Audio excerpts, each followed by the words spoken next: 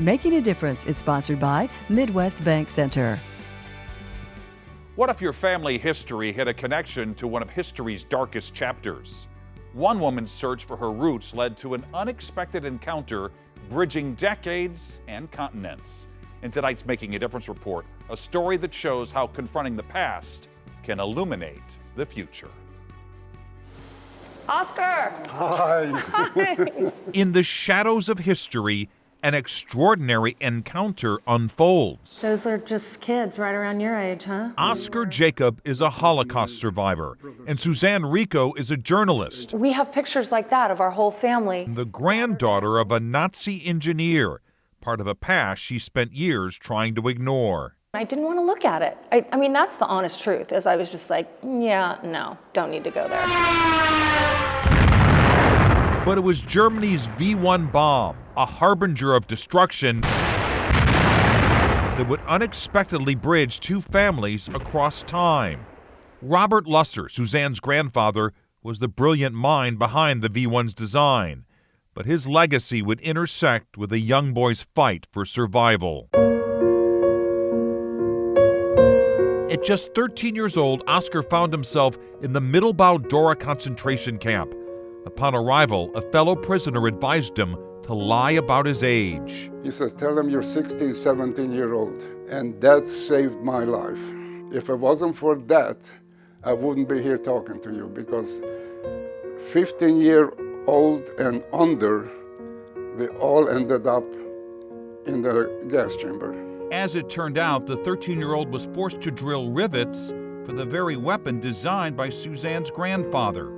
And I had to produce between 450 to 500 in 12 hours, which was very tedious, it was very difficult, and if you didn't produce that much, there was punishment.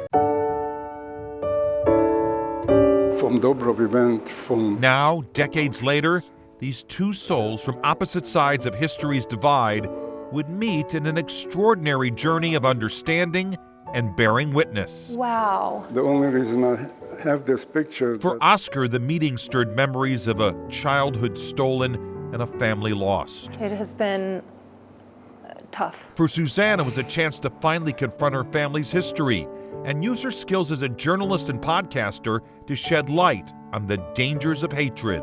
You know, I wasn't even born in Germany. I wasn't even born for 20 years after World War II. But my family played a part in that. And I am deeply sorry for what that's worth. What her grandfather did has nothing to do with her. I was very impressed that she is interested to know the truth, what was going on. The truth Suzanne sought was complex. After the war, Lusser was among the German scientists brought to the United States to work on the space program. My grandfather wasn't all good and he wasn't all bad. And he made some very good choices and some very bad choices. He fought for his family and for his children. He also built war machines for the Nazis. I'm so sorry, Oscar. Nobody ever said sorry to me. And I love you for it. In a world still grappling with the echoes of hatred, this unlikely friendship stands as a testament to the power of confronting the past. Is there a better ending for my story than that? I don't think so. A living reminder that even in the darkest chapters of history, there's always hope for understanding and the promise for a better future. Thank you for allowing me in your life. Suzanne told me that part of this journey in doing her podcast is to ensure that the lessons we learn from survivors like Oscar are not forgotten.